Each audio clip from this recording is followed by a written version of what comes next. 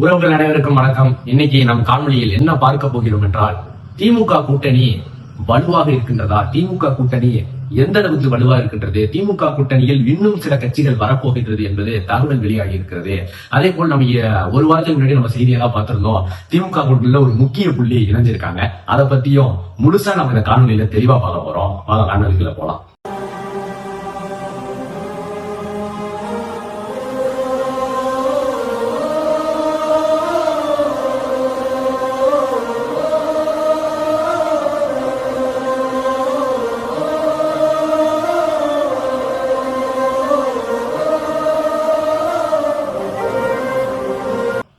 என்னன்னா, திமுக கூட்டணியை பொறுத்தவரையிலும் திராவிட முன்னேற்ற கழக தலைமையிலான மதச்சார்பற்ற முற்போக்கு கூட்டணியை பொறுத்தவரையிலும் திமுக கூட்டணியில் ஏற்கனவே இருந்த கட்சிகள் தான் இருக்கிறது.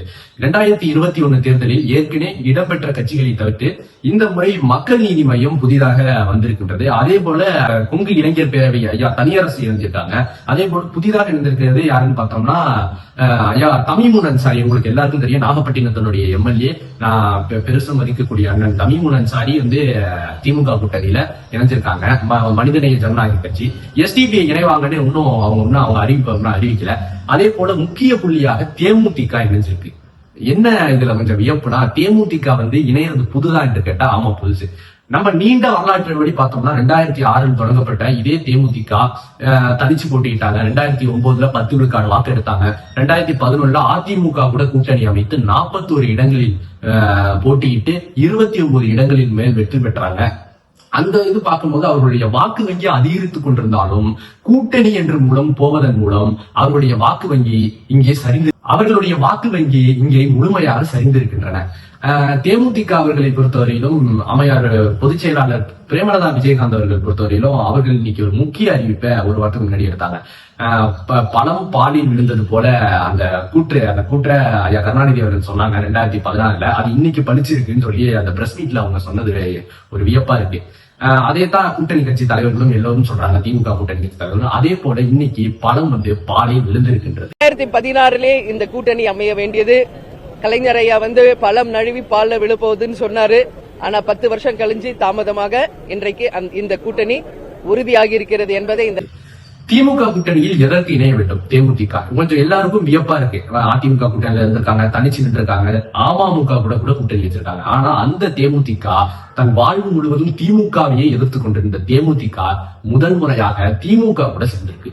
ஒரு அதிகாரத்தில் இருக்கக்கூடிய மையத்தால் மட்டுமே வெற்றி பெற முடியும் என்ற நிலை உருவானது இங்க திமுகவுக்கு மட்டும். ஏன்னா திமுக கூட்டணி இன்னைக்கு ஸ்ட்ராங்கா தான் இருக்குன்னு சொல்றாங்க. ஏன்னா நம்ம அதை ஏற்கல என்றாலும் அந்த திமுக கூட்டணி இருக்கிற கட்சிகளோட இன்னும் பலத்தை அதிகரிக்கணுங்கிறதால தேமுதிக இங்க இணைஞ்சிருக்கு. தேமுதிகவுக்கு 7 இடங்களுக்கு மேல் ஒதுக்கப்படும் என்று சில கருத்து கணிப்புகளும் சில ஊடகவியலாளர்களும் அதே போல சில சமூக ஆர்வலர்களும் நிறைய பேர் தெரிவிக்கிறாங்க. அதே போல ஒரு ராஜ்யசபா சீட்டை அவங்க இலக்கா வச்சிருக்காங்க. ஏன்னா அவங்க மாநிலங்களவையிலும் மக்களவையிலும் அவங்களுடைய பங்கு இங்க இல்லவே இல்லை. ஆனா விஜயகாந்த் அவர்கள் என்ன கனவு கண்டார் என்றால், தன் வாழ்வு முழுவதும் திமுக என்கிற துரோகியை அவர் சொன்னாரு. திமுக என்கிற துரோகியை, அந்த கருப்பு பூச்சாண்டிய நான் வாழ்வு முழுவதும் நம்ப மாட்டேன், திமுக கூட கூட்டணி வைக்க மாட்டேன்னு சொன்னாரு. ஆனா 2016 திமுக கூட கூட்டணி வைக்கிற நிலைமை அவருக்கு வந்துச்சு. ஆனா அதை தவிர்த்துட்டு மக்கள் நல கூட்டணிக்கு அவர் போனாரு. மக்கள் நல கூட்டணி முடிவே ஆகல. அந்த கூட்டணியில மக்கள் நல கூட்டணியில விடுதலை சிறுத்தைகள் இருந்துச்சு, 2 கம்யூனிஸ்ட் கட்சிகளும் இருந்துச்சு, தமிழ் மாநில காங்கிரஸும் இருந்துச்சு, எண்ணற்ற கட்சிகள் இருக்கும்போது திடீர்னு உள்ள போய் அங்க முதலமைச்சர் வேட்பாளராக மக்கள் நல கூட்டணி சார்பா 2014 அவர் உருவெடுத்தாரு. 2014 உருவெடுத்தும் போது 60 விஜயகாந்த் அவர்கள் தமிழகத்தின் முதல்வராக போவார் அப்படி பல அடுக்கான ஊடகங்கள் போட்டு அவரை புளிந்து எடுத்தன. ஆனா அவர் முதலமைச்சராக ஒரு இடத்துல கூட ஜெயிக்க முடியல. ஒரு எதிர்கட்சி தலைவராக இருந்தவர், 29 எம்எல்ஏ வச்சிருந்தவர், இன்னைக்கு அவர் இருந்த எம்எல்ஏக்கள் இன்னைக்கு அவர் கூட இருக்கிறாங்களா என்று கேட்டா ஒருத்தவங்க கூட இருக்கிறாங்க தெரியல. ஏன்னா அந்த கட்சி காணாம போயிட்டு. ஏன் காணாம போயிட்டுன்னா, ஒரு கூட்டணி என்ற மூலம் இங்கே போகும்போது கட்சிகள் காணாம போகுது. அது மாதிரி சொல்லணும்னா 2019 சொல்றேன், 2021 சொல்றேன், அவங்க தேமுதிக அமமுகவோட கூட்டணி வச்சாங்க, 60 இடத்துல வாங்கினாங்க. இப்படிதான் இருந்த கட்சி திமுக கூட இப்ப கூட்டணி வச்சிருக்காங்க. திமுக கூட அதே 6 சீட் தான் கொடுப்பாங்கன்னு நினைக்கிறேன். என்னோட பார்வை 6 சீட் தான். ஆனா அவங்க 7, 8 கேட்கறாங்க, ஒரு ராஜ்யசபா சீட்டு கேட்கறாங்க, கொடுப்பாங்கன்னு நினைக்கிறேன். ஆனா இது போக இன்னைக்கு இஸ்லாமிய அமைப்புகள், நம்ம முக்கியமா இதை பேசும்போது இந்திய யூனியன் முஸ்லீம் லீக்கினுடைய தேசிய தலைவராக இருக்கக்கூடிய ஐயா காதர் மொய்யுதீன் அவர்கள் ஒரு முக்கிய அறிவிப்பை வெளியிட்டிருக்காரு. இஸ்லாமியர்களுக்கு உரிய பிரதிநிதித்துவமும், இஸ்லாமியர்களுக்கு அரசியலில், வேலை வாய்ப்பில், அதே போல கல்வி, மருத்துவம் எல்லாவற்றிலும் உரிய பிரதிநிதித்துவத்தை இஸ்லாமியர்களுக்கு வழங்க வேண்டும். அதே போன்ற அரசியலால் எம்எல்ஏக்கள் இஸ்லாமியர்கள் குறைஞ்சபட்சம் ஒரு 20 பேராவது உள்ள இருக்குது அப்படின்னு. கலைஞர் காலத்துல முஸ்லீம் சமுதாயத்துக்காக வேண்டி 16 தொகுதிகளை கொடுக்க வேண்டும்னு சொல்லியிருந்தோம்.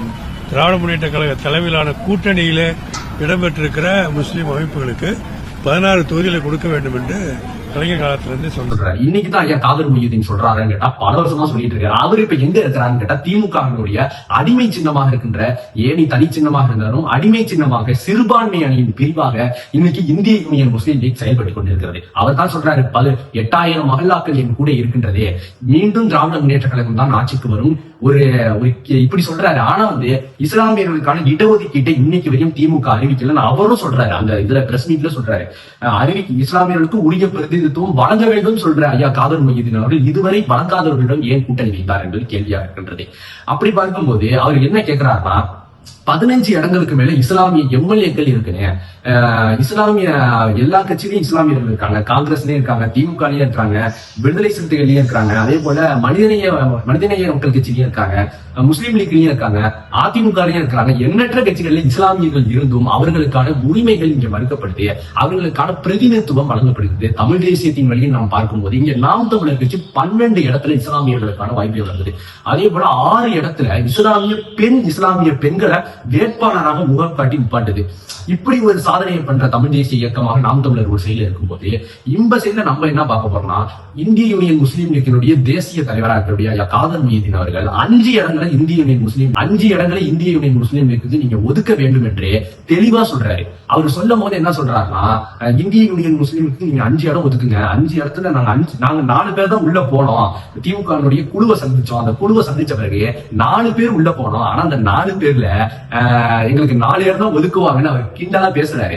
ஆனா உண்மையிலேயே அதை பார்த்தோம்னா 5 பேர் உள்ள குழுவை நாங்க அமைத்து போனோம். இப்போ நாங்க 4 பேர் தான் போயிருக்கிறோம்.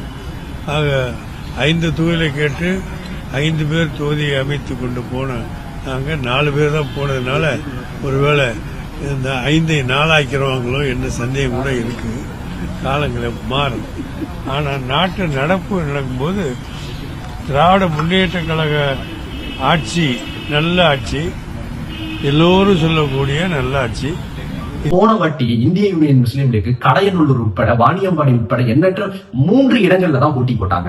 ஏன் 3 இடங்கள்ல போட்டிட்டாங்கன்னா, அந்த 3 இடத்துலயும் தனி சின்னத்திலேயும் போட்டிட்டாங்க. தனி சின்னத்துல போட்டியிட்ட இந்திய யூனியன் முஸ்லீம் லீக் தோல்வியை தான் சந்திச்சிச்சு. இந்திய யூனியன் முஸ்லீம் லீக் கால்டே மில்லத் காலத்தில் 29 எம்எல்ஏக்களுடன் மிக பெரும் அந்தஸ்தோட இந்திய யூனியன் முஸ்லீம் லீக் தனித்த ஒரு அடையாளத்தோடு உருவெடுத்துச்சு. அந்த இந்திய யூனியன் முஸ்லீம் லீக் இன்னைக்கு கேவலம் கட்டு ஒரு சீட்டுக்கும் நோட்டுக்கும் அடிபணிந்திருக்கு. ஒரு சைடுல ஐயா ஜவாஹிருல்லா எனக்கு 5 சீட்டு ஒதுக்குங்க, இந்திய யூனியன் முஸ்லீம் லீக்கினுடைய தலைவர் இன்னைக்கு சொல்றாரு எனக்கு 5 சீட்டு ஒதுக்குங்க. ஆனா இங்க இடஒதுக்கீட்டை பத்தி யாரும் பேச மாட்டாங்க.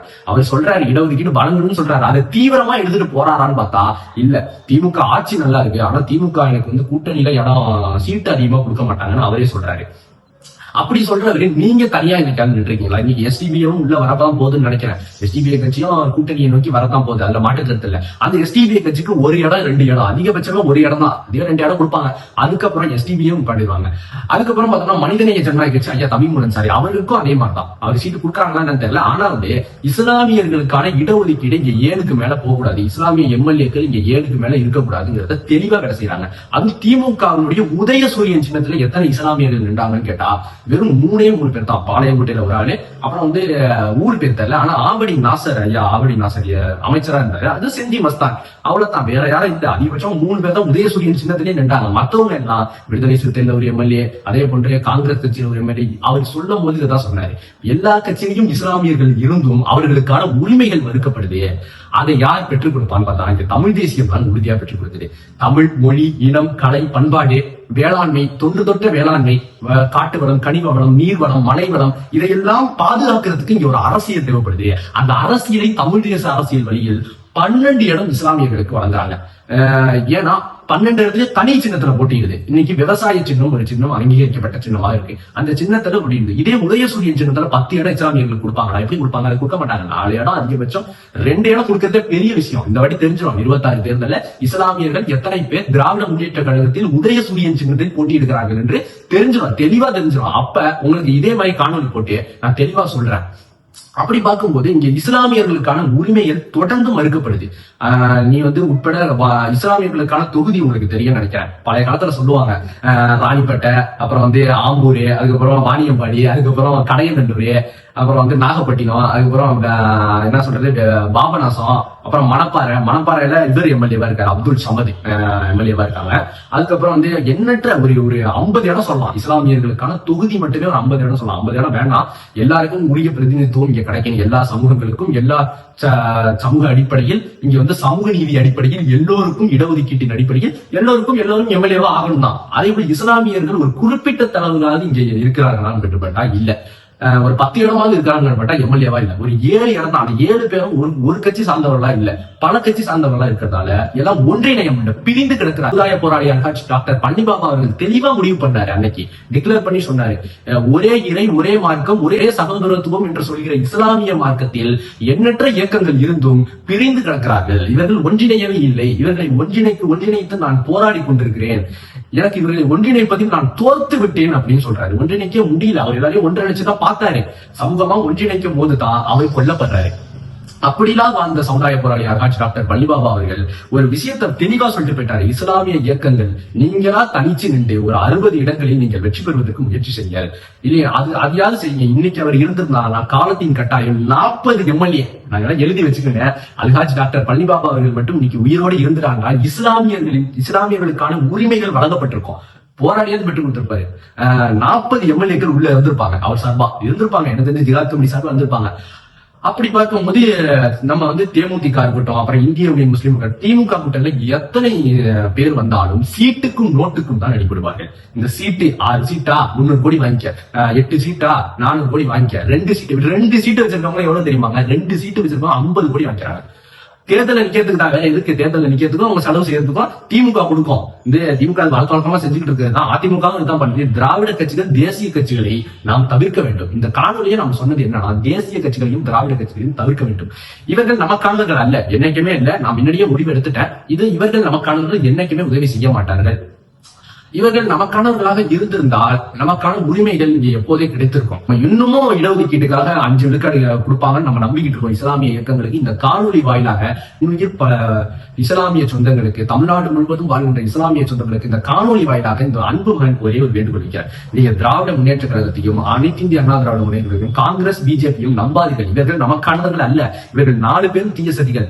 பாஜக வரக்கூடாது, காங்கிரஸ் வரலாமா? ஒரு இனத்தின், ஒரு தேசிய இனத்தின் விடுதலை கனவை சிதைத்தது. நான் தமிழ் தேசியவாதியாக இருக்கிறேன். ஒரு தேசிய இனத்தின் விடுதலை கனவை சிதைத்து அழித்து அதன் நோக்கத்தையே தடுத்த ஒரு கட்சி காங்கிரஸ் கட்சி. இந்திய முதல்ல திணிச்ச கட்சி காங்கிரஸ் கட்சி. சிஏஏ, என்ஆர்சி போன்ற இந்த கொடுமையான சட்டங்களை கொண்டு வந்தது காங்கிரஸ். ஆனா இதை செயல்படுத்தி கொண்டிருக்கிறது இன்னைக்கு பிஜேபி எதிர்க்கணும் தான். பிஜேபி யாரும் எதிர்க்கக்கூடாது. பிஜேபி எதிர்க்கிறது இஸ்லாமியர்களின் ரத்தத்தில் முடியது. அதை நான் இந்த நேரத்தில் தெரிவிச்சுக்கிறேன். அதே போன்று பாஜக மனித குலத்திற்கே எதிரி, காங்கிரஸ் தமிழ் இனத்தின் எதிரி. அதே போன்று திராவிட கட்சிகள் இந்த மண்ணை ஏமாற்றி பிழைக்க வந்த பிழைப்புவாதிகள். இந்த மண்ணை சுரண்டி நாசமாக்கி இந்த மண்ணின் வளங்களை, இந்த மண்ணில் இருக்கக்கூடிய ஆற்றல்களை, இந்த மண்ணில் இருக்கக்கூடிய என் இன மக்களை மைண்ட் வாஷ் பண்ணி ஒரு சில மக்களை இலவசங்களால் அடிமைப்படுத்தி இன்னைக்கு மருத்துவ உரிமையும் நாம் இழந்திருக்கின்றோம், கல்வி உரிமையும் நாம் இழந்திருக்கிறோம், ஒரு வேலை வாய்ப்பின்மையும் நாம் இழந்திருக்கின்றோம். மக்கள் திருந்துங்கள், ஒரு வாய்ப்பு அளிங்கள், தமிழ் தேசியத்தின் பால் வாருங்கள். அன்போடு அழைக்கின்றேன் உங்கள் மகன். நன்றி.